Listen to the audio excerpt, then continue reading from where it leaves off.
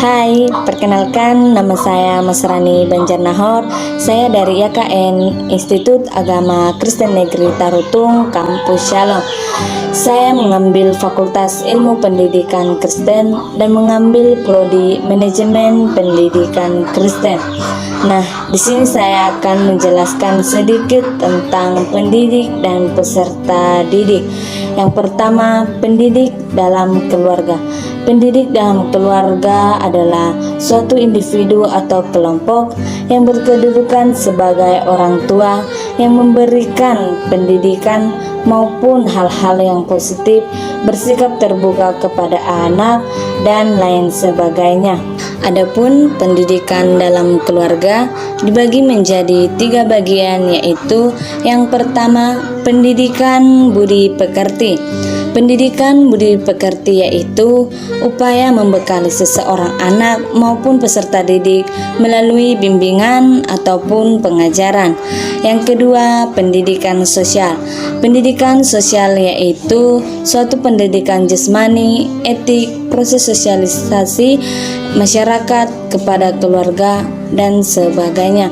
Yang ketiga, pendidikan keterampilan. Pendidikan keterampilan yaitu suatu bimbingan yang diberikan kepada anak untuk memiliki kemampuan dalam kegiatan maupun hal-hal yang baik. Yang kedua, pendidik pada lembaga pendidikan formal. Pendidik pada lembaga pendidikan formal yaitu disebut sebagai guru, dosen yang merupakan pendidik yang dikarenakan memiliki profesi, yakni yang memiliki etika, keahlian, dan pendidikan tinggi.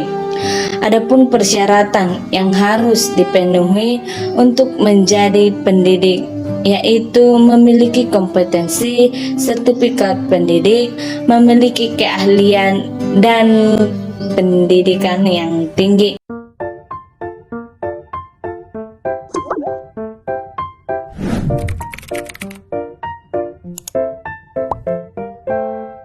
Adapun profesionalisme pendidik dalam lembaga pendidikan formal yaitu dibagi menjadi beberapa bagian, antara lain: yang pertama, kualifikasi akademik pendidik.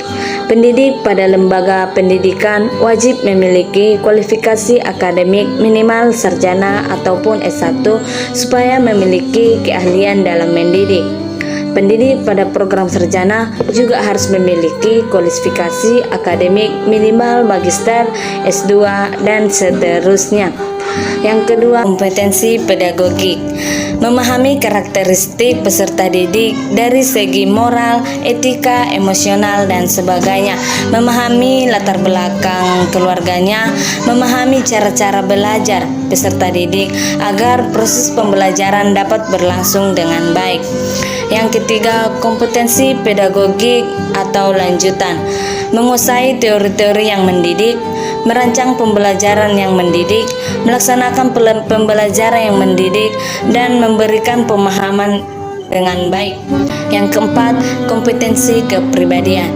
Menampilkan kepribadian atau memberikan contoh yang positif dan hal-hal yang baik agar dapat ditiru oleh peserta didik. Yang kelima, kompetensi sosial. Berkomunikasi secara efektif dengan peserta didik, memanfaatkan kemajuan teknologi informasi untuk berkomunikasi dengan baik. Yang keenam, kompetensi profesional. Menguasai materi-materi dalam bidang tersebut, menguasai kemajuan teknologi, dan memiliki keterampilan yang luar biasa agar lebih profesional dalam mendidik.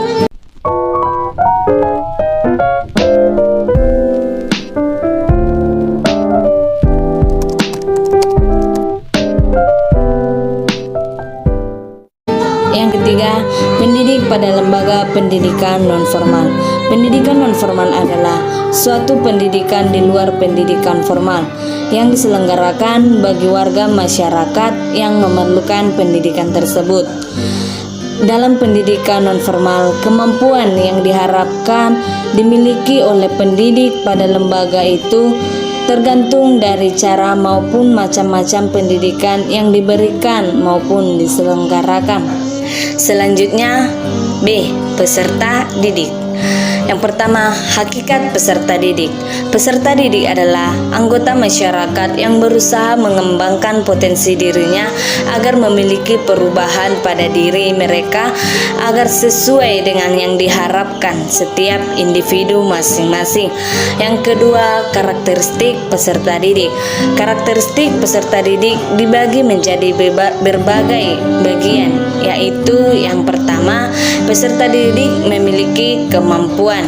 Yang kedua, peserta didik memiliki minat dan memiliki gaya-gaya belajar.